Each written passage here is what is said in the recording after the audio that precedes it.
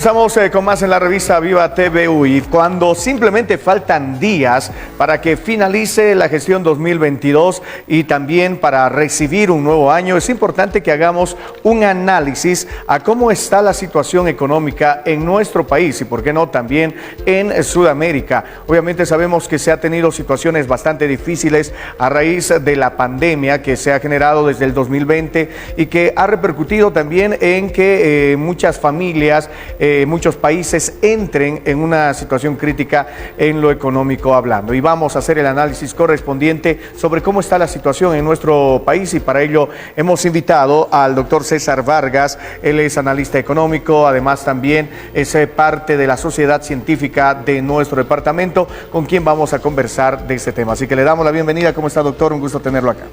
Juan Carlos, muy buenas. Primeramente felicitar a todas las familias que hayan pasado una buena noche. Buena, igualmente para usted. Muchas gracias. Y por supuesto para hacer el análisis correspondiente. Doctor, sabemos muy bien que de repente el gobierno nos manda diferentes cifras.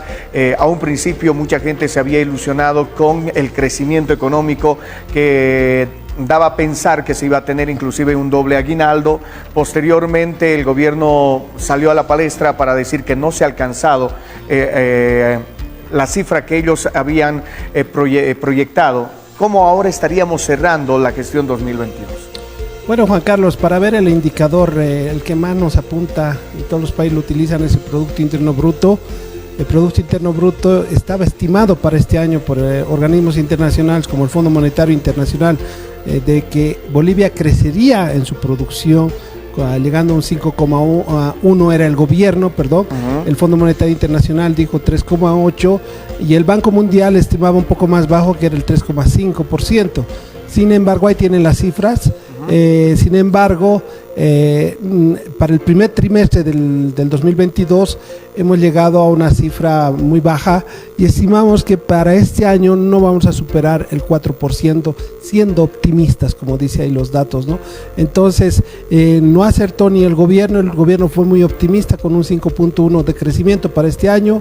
El Fondo Monetario Internacional dijo un 3,8 y el Banco Mundial 3,5. Los más aproximados estuvieron los organismos internacionales. ¿Qué nos depara para el próximo año? El próximo año el gobierno está estimando un 4,8% de crecimiento del Producto Interno Bruto.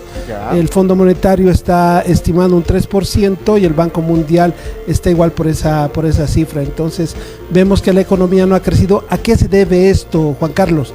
Principalmente a las secuelas de la pandemia que nos ha dejado, después lo que es la guerra de Rusia y Ucrania, que también afecta a todo el tema de insumos a nivel internacional, materia prima, y el último efecto que nos ha pasado factura a los bolivianos es el paro de los 36 días que ha sufrido Santa Cruz por la demanda del censo que estamos necesitando todos los bolivianos. Claro. Ahora, si bien el gobierno se anima a hacer proyecciones, ahora también de repente un poco más del 4%, pero hay que también ver la realidad que está viviendo el mundo entero, porque hay crisis en diferentes países. Hablamos de medio ambiente, por ejemplo, en estos últimos días Estados Unidos está sufriendo una ola de frío terrible que superan inclusive hasta el 43 bajo cero de frío, y eso va a ocasionar pérdidas económicas también.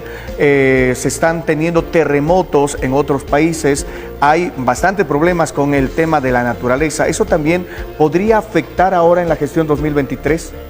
Por supuesto, Juan Carlos, los efectos son directos.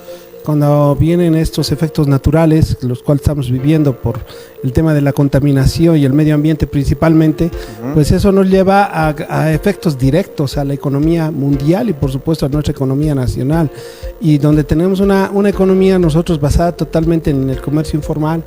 Le voy a preguntar un dato que estoy haciendo a mucha gente como una encuesta, Juan Carlos, que el 2002 teníamos más o menos aproximado 42 mil millones de dólares el presupuesto, Juan Carlos. Que ese dato para este año era 42 mil millones de dólares. ¿Cuánto estima que usted que era la inversión pública de esos 42 mil millones de dólares? ¿Cuánto usted creería como persona, ciudadano, que es la inversión pública que ha destinado el gobierno a la inversión pública? ¿Qué es la inversión pública? Son escuelas, colegios, son carreteras, hospitales. ¿Cuánto cree que ha estimado el gobierno para este año? por lo menos un 50%, me animo a decir, porque tenía que trabajarse bastante en el ámbito de salud por el tema de la pandemia. También se estaba pidiendo bastante presupuesto para el tema de educación también, porque necesitaban ítems. Me imagino, o me animo a decir de que hayan presupuestado un 50%, pero viendo la realidad también hay que tomar en cuenta de que no muchas cosas se han cumplido, ¿no? Mira, le voy a dar la realidad. De los 42 millones que tenía presupuestado aproximadamente el gobierno, solamente 5 millones de dólares, 1.000 millones de dólares estaban destinadas a la inversión pública. 1.000 millones. De 42 mil millones de dólares que tiene presupuesto Bolivia para funcionar la economía boliviana, solamente 5.000 millones de dólares han ido destinadas a la inversión pública. ¿Qué es la mala noticia? Que para el 2023 ha bajado esa cifra a 4.000 millones de dólares de los 45 millones presupuestados. Ha subido 3 millones más el presupuesto para el 2023, pero la inversión ha bajado 1 millón. Es un dato preocupante, porque... Muy preocupante, y sobre todo ahora que se ha hablado de una nueva currícula estudiantil, donde va a requerir más horas académicas para los maestros, va a requerir más inversión para llenar de tecnología precisamente a los estudiantes, porque recordemos que hay materias, por ejemplo, donde se va a llevar desde primaria hasta secundaria el tema de computación. Entonces necesitamos computadoras en las unidades educativas y se necesitaría más presupuesto. Más presupuesto, más inversión, por supuesto, para los colegios. Vemos que los colegios están deficientes, pero y el otro dato que es muy delicado, y creo que esto preocupa a todos. El gobierno ha tomado como una estrategia enfocarse en las empresas estratégicas públicas y está haciendo grandes inversiones en estas empresas estratégicas. Por ejemplo, Entel, YPFB, tenemos de cartón, y en fin, se han enfocado en varias empresas que la mayoría son deficitarias, excepto Entel, YPFB, después está Ende, que no es deficitaria, pero el resto de las empresas son deficitarias, que supuestamente mueven el aparato productivo del país. ¿Qué es lo preocupante? Que antes estaban por los 9.000 millones de dólares del presupuesto de los 42 millones, eran 9.000 millones de dólares, más que la inversión tenía un presupuesto estas empresas estratégicas. Desde el punto de vista del gobierno, pues claro, dicen, invertiremos en empresas estratégicas para que generen utilidades e invertir en el país. Su lógica está bien, pero lo que no se han dado cuenta que estas empresas estratégicas, Juan Carlos, están gestionadas, están administradas por gente política y no por gente especializada. Entonces no está dando rendimientos, utilidades que ellos esperaban. Lo que necesitábamos, ¿no? Entonces estas empresas públicas estratégicas están dando déficit, como resultado pérdidas. ¿Qué es lo preocupante? Que eran 9.000 millones de dólares el presupuesto que era para el 2022. Ahora pregúnteme usted, ¿cuánto es para el 2023 el presupuesto para las empresas estratégicas bolivianas? A ver, dígame cuánto. Ha subido a los 11.500.000 por arriba. Pero como usted bien lo dice, no está bien que inviertan, pero esperemos de que se tengan los resultados que se espera, justamente porque eso ayudaría bastante a la economía de nuestro país, y eso es lo importante, porque lo que no queremos es darle palos, sino sugerir cuáles serían las nuevas estrategias de que el gobierno tendría que de alguna manera pensarlas también para mejorar la situación económica. Dentro del análisis que usted realiza, doctor, ¿qué es lo que sugeriría al gobierno para que se pueda mejorar la gestión 2023 en cuanto a economía?